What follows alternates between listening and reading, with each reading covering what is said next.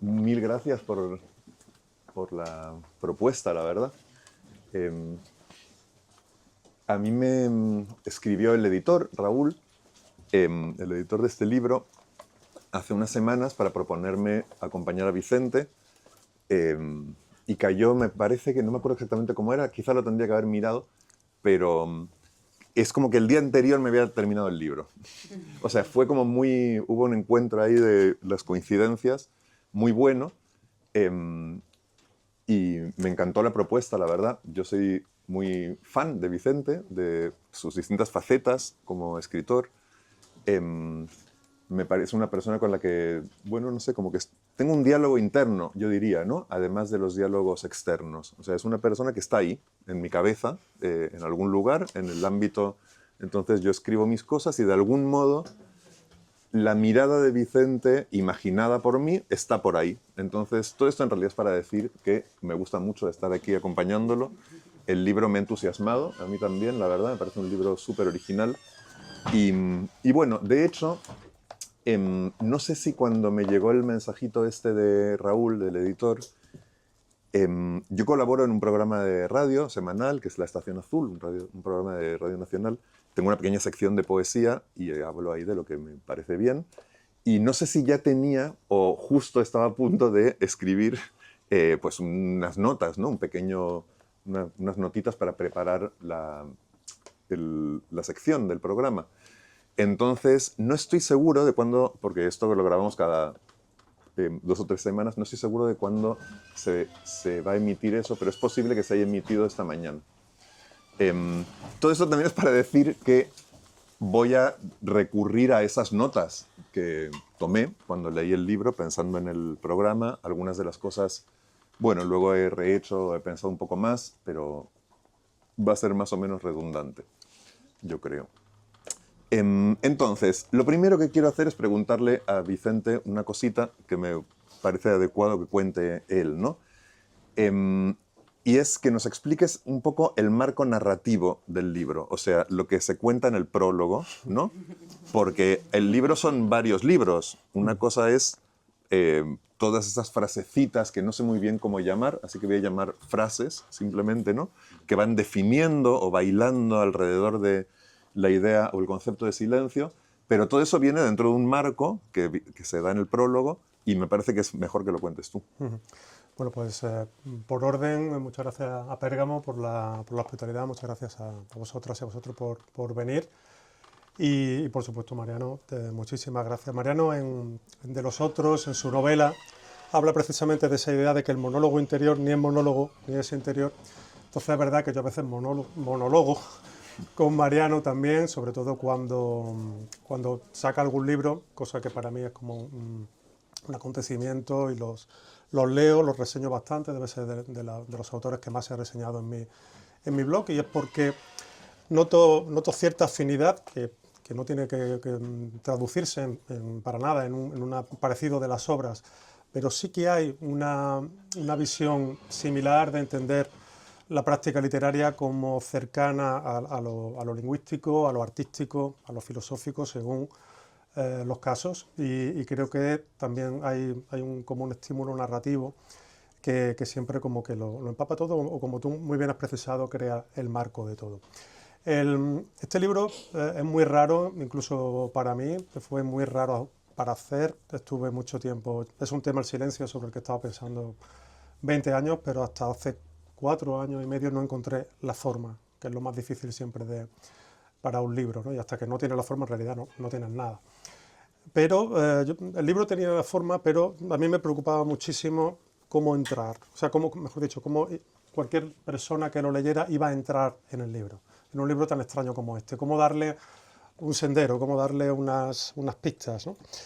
Y entonces, bueno, pues yo tenía un prólogo al principio que era como más ensayístico, que tenía la ventaja de que era como muy clarificador, pero quizá a lo mejor decantaba demasiado, o sea, era demasiado pedagógico a lo mejor, ¿no? Entonces Raúl, que me conoce muy bien, está aquí, Raúl el editor, que me conoce muy bien como escritor, él se dio cuenta de que yo podía darle un giro, que podía hacer algo mejor. Y entonces me propuso que, porque, ya que en el libro hay puntualmente algunas cosas que son ficción, porque no todo lo que aparece en el libro, incluso algunas citas supuestamente eruditas, no tienen por qué ser del todo ciertas. Pues me dijo, ¿por qué no le das un toque ficcional? Y entonces dije, bueno, pues lo voy a pensar. Entonces fue cuando se me ocurrió esta locura que aparece en el prólogo, pero que creo que funciona bastante bien, porque creo que le da a quien entra en el libro una idea clara, y es que se puede esperar cualquier cosa luego, ¿no? O sea, que digamos que lo coloca en un espacio en el cual puede ocurrir. A continuación, cualquier cosa puede aparecer, otra ficción, un aforismo, un poema, o una parte más ensayística.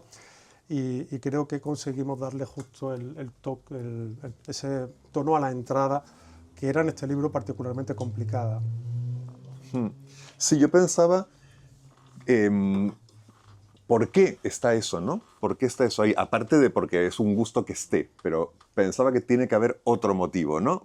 Conociendo a Vicente, no sé si siempre conocemos los motivos de lo que hacemos, ¿no? Y cuando escribimos, menos que en otro tipo de actividades. Yo sospecho que este prólogo, este marco narrativo, tiene una función estructural como para contrapesar un poco lo antinarrativo que hay después. Es verdad lo que dice él, ¿no? Ya me ha pisado mi comentario cuando dice, porque hay algo narrativo también en esas listas y en esas... Es verdad, pero es básicamente antinarrativo el libro para mí. A mí por lo menos me sugiere eso, ¿no? Entonces es como que no hay ni contenido ni forma narrativa. Son listas lo que hay después, ¿no? Y esto se ordena de alguna manera. Quizá tenga que ver con eso que decías al principio, ¿no? De cuando decías esos puntos que tenemos de contacto en una zona como abstracta, como un deseo de narratividad o un gusto por eso, ¿no? Que se puede manifestar en poemas sueltos, en aforismos, en lo que sea, pero que hay algo, yo veo ahí también eso, ¿no? No sé si quieres comentar algo o sigo No, sigue, con mi rollo, ¿no? Tengo bastante rollo, voy a intentar resumir porque sé que estáis de pie. Hay un epígrafe de Sor Juana Inés de la Cruz que dice: el callar no es no haber qué decir, sino no caber en las voces lo mucho que hay que decir. Y yo pensaba que podría existir también ese otro callar, ¿no? El callar de no haber qué decir. Se entiende, ¿no? Traducido a nuestro siglo sería: a veces callamos porque no tenemos nada que decir, y a veces callamos porque hay demasiado, ¿no? Que no se le puede dar voz a eso. Parece que Sor Juana privilegia este segundo tipo de silencio, pero yo pensaba que este primer tipo de silencio, ese otro callar, el de no haber qué decir, también tiene derecho a escucharse, ¿no? Yo creo que tú le das un espacio ahí, Sí, a bueno, eso. intento tratar el silencio como un fenómeno que me parece complejísimo, y efectivamente hay, de lo que me he dado cuenta a lo largo de esta escritura, que es también una investigación, es un poco la cantidad de silencios que hay, ¿no? O sea, esa división que cito en algún lugar del silere y el tacere, ¿no? Los dos verbos latinos que implican callar, pero de una manera determinada, ¿no? O sea, un no decir nada y luego otro de tener cosas, pero callártelas, ¿no? O sea, silenciártelas porque no tienes otro remedio o porque consideras que es lo mejor. Pues creo que son estrategias en realidad casi incompatibles, la única una con la otra, porque hay un vacío absoluto en el primer caso, en el que simplemente no tienes nada que aportar, y en el segundo es como que lo que tienes dentro es tan grande que mejor que no arranques porque no sabes cuáles pueden ser las consecuencias, entonces casi prefieres guardar silencio. Pero la verdad es que me ha sorprendido a mí mismo el tema, porque no sabía que iba a dar para tanto. Cuando se coge un tema tan concreto, hay como dos peligros. Uno es caer un poco en la superficialidad, y el otro que es muy peligroso más todavía es el de la ocurrencia. Entonces hay que, digamos, atar fino todos los cabos para que el lector no tenga en un momento dado la sensación de que, bueno, estos son ocurrencias que se te han venido, que, bueno, puntualmente puede pasar, ¿no? Pero lo que no puede pasar mucho, y en todo caso se me ocurrió una especie de antídoto, que es la teoría. La teoría normalmente yo la utilizo mucho en los libros, normalmente para dar dinamicidad. Por ejemplo, en narrativa lo utilizo para eso, ¿no? que me parece que le da a los libros un tono que de pronto estimula la mente de quien está leyendo, salir de lo puramente ficcional y aterrizar en el mundo de las ideas, ¿no? Pero aquí digamos que en una forma precisamente de advertir a quien está leyendo que hay un proceso de meditación detrás. Es decir, que yo no me considero la primera persona que viene aquí a hablar del silencio, sino que sé positivamente que soy la última que viene a hacerlo, de una enorme lista de personas inteligentísimas. De hecho, es rara la persona de letras, filosofía, literatura, etcétera, inteligente, que no tiene algo brillantísimo sobre el silencio. Es raro encontrarlo, o mejor dicho, no encontrarlo. Y entonces, en todo momento tenía presente ese legado, que no quería que sepultara el libro en una maraña de citas, pero por otro lado era una forma astuta por mi parte de hacerle ver al lector que todo lo que yo estaba intentando hacer cae en un tejido cultural, en un pozo, en un legado, en un archivo, como diría Boris Groys, dentro del cual pues yo veía que había como muchas espitas abiertas. Y esas espitas no las abre el pensador, no las abre el filósofo, sino el poeta. Es decir, yo creo que hay nuestra parte de poeta nos ayuda a girar, a darle un pequeño giro a frases manidas como no tener que decir ni mu, o como tener la mente en blanco, o sea, cosas con las que apelamos al silencio, pero que estamos tan habituados a escucharlas que ya no las oímos, que han perdido, o sea, su significante se ha separado tanto de aquello a lo que representaba, como que ya se ha perdido el camino. Y entonces creo que la poesía es el modo de volver a entrar en ese camino, ver cómo se construyó e ir hacia el origen en vez de llegar al destino. Hay mucho que decir sobre el silencio. Bueno, pues como alguien...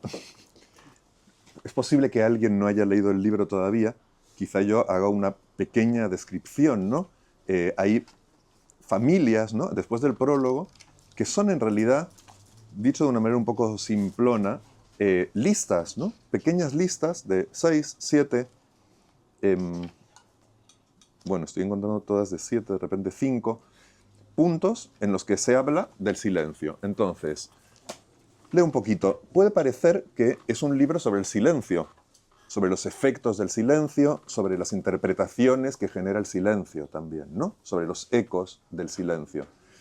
Me interesa hablar de eso, de cómo ciertas clases de silencio generan deseo, ¿no? Estas interpretaciones que decía, ¿no? Generan como... Es como si fuera un vacío que aspira a ser llenado, el silencio, ¿no? Esa es una de las maneras de las que los concebimos, ¿no? Nos enfrentamos al silencio y rellenamos, ¿no? Como quien rellena un hueco. Pero tal vez el silencio sea una excusa, y el libro hable sobre todo, en otro nivel, sobre cómo pensamos sobre algo. Yo desde luego lo he leído así, ¿no? Toma el silencio como ejemplo, pero muestra una especie de método para investigar el pensamiento, para investigar las taxonomías, para investigar las clasificaciones, ¿no? ¿Por qué algunas de las ideas sobre el silencio van en una lista y otras van en otra? ¿Por qué hay esas listas, ¿no? ¿Por qué hay esas categorías? Son listas, como digo, y no está claro, por lo menos para mí, y esta es una de las cosas que más me gustan del libro, no está claro si cada lista implica una clase de silencio o si las listas son más o menos arbitrarias o absolutamente arbitrarias. Esto es uno de los juegos del libro que a mí me parecen más perturbadores y más interesantes, ¿no? En algunos momentos me hace pensar una cosa y en otros momentos me hace pensar otra. Como que no se detiene nunca, ¿no? el pensamiento mientras uno lee o incluso después, ¿no? Este vaivén me encanta. Hay como una lógica que se nos promete, pero no sabemos si está ahí o no. O sea, es una lógica silenciosa. Se genera un deseo en el lector, el deseo de que haya una lógica. El silencio, como vemos, no es solamente el tema, sino que también está en la estructura del libro, ¿no? De algún modo, está en el sentido de que el libro funciona como el silencio. Nos hace rellenar, nos hace interpretar, nos hace dudar, ¿no? Parte de una especie de ambigüedad esencial, ¿no? Que es precisamente una característica del silencio. O sea, el silencio está como tema, pero también está como... ¿Cómo funciona el silencio? Pues así funciona el libro, ¿no? Podría hablar de otra cosa y funcionar como el silencio. Eso es lo que quiero decir. Cojo, por ejemplo, la segunda lista, un momentito, y leo. El silencio del público ante el mimo y el del mimo frente al público. 2. Las masas quietas ante el discurso, los militares firmes ante la arenga, los telespectadores. Esos silencios de los que se está hablando, esos dos silencios, ¿no? El del público ante el mimo y el del mimo ante el público, etc., forman parte de una misma categoría, evidentemente, ¿no? Pero luego aparece 3, las notas en la cabeza del compositor antes de llegar a la partitura. Este es otro tipo de silencio, ¿no? Está claro, nos ha creado como una especie de impulso en el punto 1 y en el punto 2, y luego cambia de dirección, ¿no? Es un silencio de otro orden. No es el silencio del receptor, por decirlo así, sino del emisor. Vale. En la lista anterior vemos un silencio, o leemos que hay un silencio que es el de las cuerdas vocales durante las conversaciones soñadas. Ese silencio, que está en otra categoría, digamos, es similar al de las notas aún no escritas, ¿no? Es un silencio del emisor. Este último silencio me hace pensar que el libro es otra cosa, que el silencio es un tema pretexto para generar imágenes, para hacernos soñar, ¿no? No es lo que está en el centro, es lo que parece estar en la superficie, diría, ¿no? Por ejemplo, pasemos a la siguiente lista, ¿no? 1. Agua estancada. 2. Buhardilla cerrada durante 10 años. Muy similares silencios hay ahí, ¿no? 3. Espacio entre dos flores. Estos silencios tienen que ver con la mera quietud. No hay un silencio sonoro, no hay un silencio que tenga que ver con lo acústico, ¿no? Sino que tiene que ver con la imaginación. Agua estancada. Vale. Igual que mencioné el silencio del emisor enfrentado o en contraste con el del receptor, está también la imaginación del lector, que tiene que ser cómplice cuando lee Agua estancada, porque si no, no pasa nada, ¿no? Y está la imaginación del autor también, ¿no? Que encontramos, por ejemplo, en pleno funcionamiento, unas páginas más adelante, cuando dice la caracola deforme, incapaz de imitar el oleaje. Me encanta ese silencio, ¿no? Es una manera retorcida, nunca mejor dicho, ¿no? Esa caracola deforme es una manera retorcida de encontrar objetos silenciosos. El libro blanco me parece virtualmente infinito y esa es otra de las cosas que más me gustan de él. Cada vez que nos encontramos con listas, de algún modo sutil, se nos está proponiendo, haz tú también una lista, ¿no? Eso es algo que todos leemos. Quizá lo hagamos consciente algunos y no todos, pero todos recibimos como esa especie de energía, ¿no? Hay una lista, hay otra lista, hay otra lista. ¿Y tú dónde estás? O hay una lista que llega hasta 7. Qué ganas de poner el 8, ¿no? Qué ganas de añadir una cosa. Claro, es una... Me parece que es evidente, ¿no? El trabajo con listas siempre tiene esto, ¿no? Por eso es tan habitual en el ámbito de la poesía o del arte, de las artes visuales, ¿no? Bueno, hay infinitos silencios, pero también hay infinitas clases de silencio. Y sin embargo, la cantidad de silencios tiene que ser mayor que la cantidad de clases de silencio, ¿no? Pero ambas magnitudes son infinitas. Esto lleva el libro hacia otro territorio, ¿vale? Que me parece muy el territorio de su autor, que es una especie de coqueteo con la ciencia, ¿no? O con el mundo de los números, o con la lógica de Borges, me dan ganas de decir también, ¿no? Yo veo aquí rasgos borgianos claramente, ¿no? Ya lo ha dicho él al principio, ¿no? Cuando hablaba de esas citas que pueden ser de autores reales o no, ¿no? Y que esa ambigüedad o esa duda, pues bueno, yo la asocio claramente con Borges, no sé vosotros. En fin, eso nos pone a jugar, como decía, a hacer listas y a hacer categorías. O sea, yo no puedo evitar pensar tipos de silencios que incluiría en el libro, ¿no? Es muy interactivo.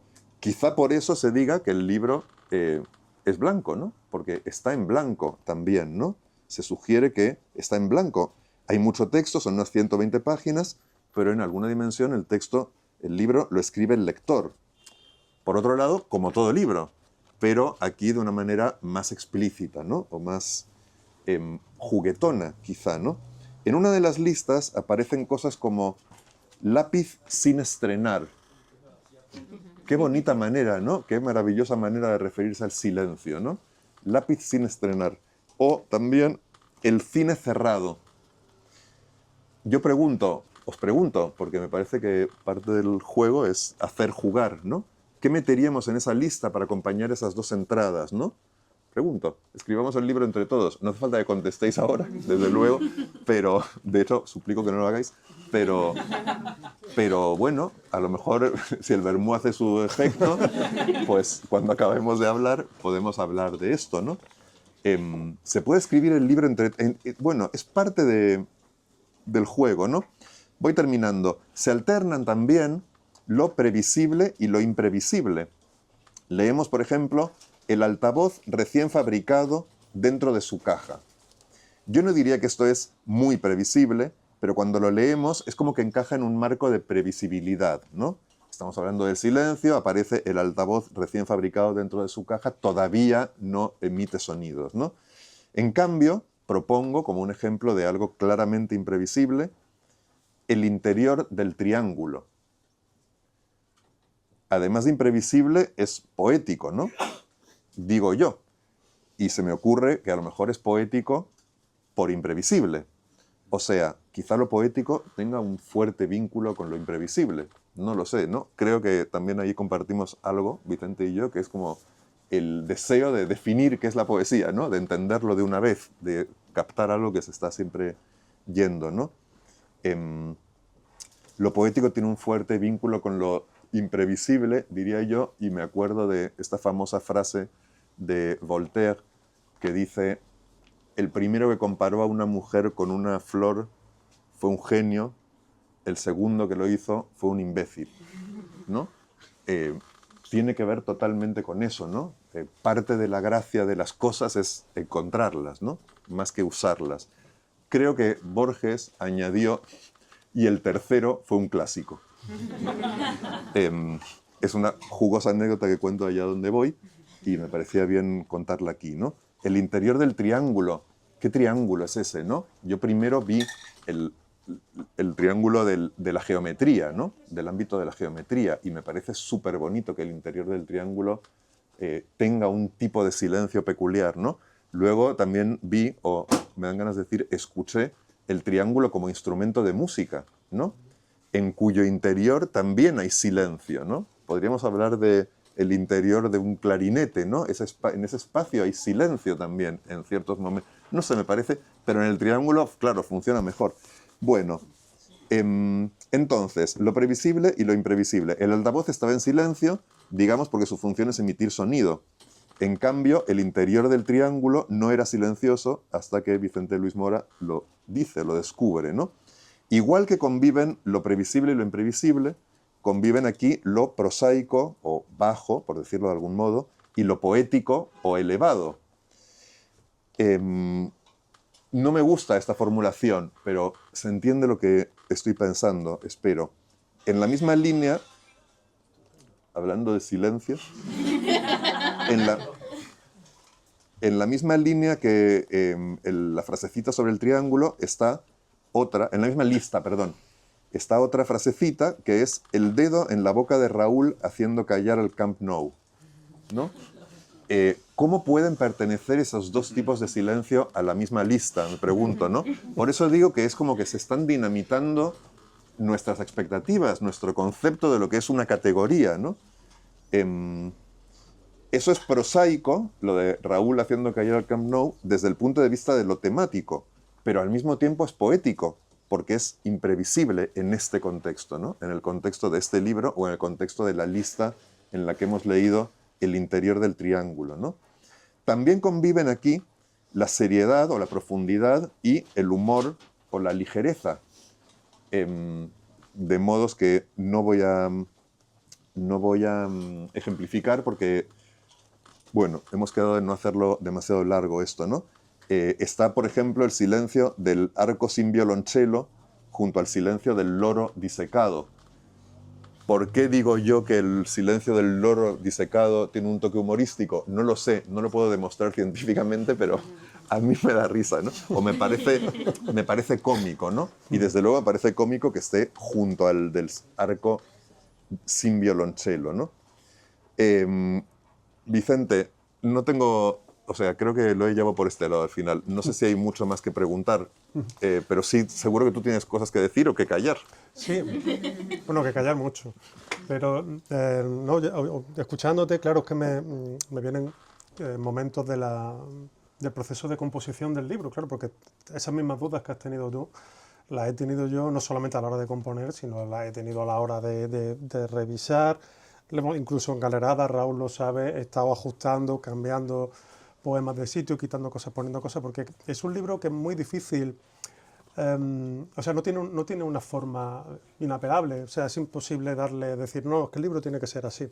Es un libro bastante proteico y cambiante porque el silencio lo es y porque creo que es imposible fijar conceptos y tampoco cuando estoy haciendo un libro como este me interesa eso, me interesa más la proposición, la digresión o un poco la aventura del encuentro, como tú dices, ¿no? Para escribirlo a mí, lo que se me venía a la cabeza era preguntas un poco fuera de lo previsible también, para intentar responderlas. Por ejemplo, yo me preguntaba, a ver, ¿el silencio es continuo o es discontinuo? Entonces yo era capaz de tirarme 2 días pensando en esa chorrada, pero quiero decir, chorrada en el sentido de que no aprovecha para nada la mejora de la sociedad, yo lo sé, pero pero es mi manera de forzarme a ser más preciso, a ser más puntilloso, si quieres, ¿no? Y también a la vez ese tipo de preguntas un poco poéticas en el sentido de no esperables o imprevisibles, también me colocan en cierta situación de hacer entrar dentro de la familia del silencio cosas que no parecen emparentadas con él, ¿no? Que creo que es a lo mejor una de las cosas que más sorprende a la gente, ¿no? Pues lo que decías tú del interior del triángulo o otras ideas que se me han ido ocurriendo, precisamente porque mi pregunta no era la del filósofo de intentar llegar a la raíz del concepto o del problema, no era la del científico de ensayar con tipos de silencio, no era la del lingüista de intentar explorar todas las posibilidades del campo semántico, aunque un poco de eso hay, ¿no? Porque incluso hay algunas, una de las series, pues yo prefiero hablar de listas, eso es curioso, yo nunca he pensado en ellas en las páginas como listas, sino como series. Entonces, para mí hay una serie, por ejemplo, que son palabras que ya tienen el silencio connotado dentro, como una que tiene conticinio, es decir, que son palabras que ya apelan al silencio desde su propia nombradía, ¿no? Pero la cuestión es que a la hora de componer me generaba esa duda de decir, ¿tengo que ser yo lógico? ¿Esperan los lectores una lógica? ¿O en realidad lo que me interesa es más bien quebrar esas expectativas, como tú bien has dicho, y elegí el segundo motivo? Porque creo que a veces de esos encuentros también pueden surgir a la vez chispazos, igual que me han surgido a mí, pues en la mente de quien lee, en el sentido de estas dos cosas son inconciliables. Habrá una, como tú has explicado muy bien, una categoría macro en la que subsumir estas formas tan diferentes. Y ese pensamiento del lector es poético, porque a cada uno se le va a ocurrir una categoría, una supercategoría diferente. Entonces creo que es un modo de dejar el libro como mucho más abierto, porque a mí la experiencia del libro cerrado no me interesa, ¿no? Mariano tiene este ensayo que os recomiendo mucho si os gusta la poesía y el arte, se llama Yo soy la naturaleza, límites de la poesía y del arte, que me parece extraordinario.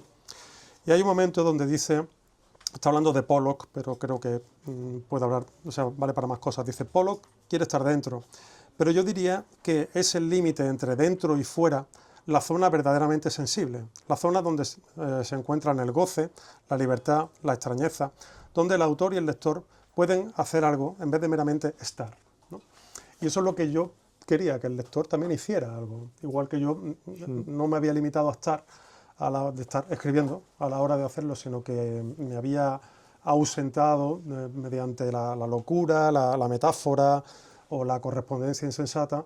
También quería que el lector a veces no estuviera. Es decir, si quien lee este libro de pronto le lleva esto a generar, como tú has dicho, su propio silencio y salirse del libro de una manera creativa, eso para mí es mucho mejor que se quede por inercia. Me parece mucho más creativo eso, porque es la creatividad, la poca que yo tenga, más la mucha que se aporte desde fuera. Y creo que ese tipo de libros son valiosos no por nada, sino porque yo como lector son los que más valoro. O sea, libros que de pronto te hacen cuestionarte, como tú has dicho, y como se repite varias veces en este libro tuyo, la idea de ¿qué estoy leyendo? O sea, ¿esto que estoy leyendo es un poema? ¿No? Porque muchas veces me dice, pero Vicente, ¿esto qué es? ¿Poesía? ¿Es ensayo? Porque hay un cuento al entrar, ¿esto qué es? ¿No? Y digo, yo qué sé. Es el libro blanco. Es el libro blanco. A mí, yo ya bastante he hecho con escribirlo y la respuesta la tienes que dar tú. Pero no pienso, o sea, no tengo palabras para definirlo, aunque parezca mentira, porque precisamente luchar contra la definición era uno de los objetivos. O sea, no quería hacer algo previsible ni siquiera para mí. Y creo que en ese sentido estoy contento con él, porque es un libro que me ha desconcertado. Y creo que eso es lo mejor que te puede pasar, ¿no? Que, o sea, no escribir una novela más, un libro de poemas más, un ensayo más, sino ir forzando y forzando hasta límites casi escandalosos para ver hasta qué punto tú eres capaz de hacer cosas nuevas que ni siquiera tú sabías que podías hacer. Si yo cuando escribo no estoy en ese estado de descubrimiento, en el cual puede haber, por supuesto, un topetazo, un romperte la cabeza contra el muro, pero si no, ¿qué sentido tiene? Lo otro es producir, pero para mí escribir es meterme en algo que no saber siquiera si... No ya si va a encontrar editor, que eso es una pregunta que me hago cada vez que hago libros como estos, sino no, si va a encontrar el libro fin, es decir, si yo lo voy a dar por bueno, como libro, como para que la gente lo lea. Y creo que estar ahí en esa tensión, que es una de tus ideas también, ¿no? Como dicen, tensión y sentido, tu otro libro. Si no hay una tensión con el sentido, contra el sentido y también contra la expectativa de quien lee y tu propia expectativa de escritura, creo que en realidad no estamos haciendo nada. Ya. Pues, qué bien, ¿no? Escucharte. Me encanta estar escuchándote. De repente me he pasado al otro lado y me lo he pasado genial. Bueno, no sé si ya... Bueno, una cosa más que quiero decir y sí, es que, nada, para despedirme o dejar de hablar de una vez, que me parece una cosa valiosa del libro también, que se me ocurrió ahora cuando estabas hablando, ¿no? De cuando, a ver, que es un libro raro, que no hay género, ¿no? Que no, él mismo no puede decir si es poesía o qué demonios es, y eso es claramente algo deliberado y algo que es parte de su encanto. Al margen del género, yo creo que es un libro también interesante o raro, original, porque es, no sé qué palabra usar, joe, como superestimulante desde un punto de vista intelectual y espiritual, eso es una cosa, y además extraordinariamente ameno. Y esto no son dos categorías o dos cualidades que suelen ir unidas. Hay libros que son maravillosos, estimulantes desde el punto de vista intelectual y espiritual, pero no son precisamente amenos. Yo estoy encantado con ellos y me gustan. Y hay otros que son muy amenos y que a lo mejor no son tan estimulantes, bla, bla, bla, y también están muy bien. Pero encontrar este punto de contacto entre esas dos cosas es bastante poco habitual. Así que, no sé, me parece que solo me queda felicitarte, animar a todo el mundo a que lo lea, comprándolo o no, con perdón a los editores, y no estoy proponiendo robarlo, pero en fin, nada, súper recomendable.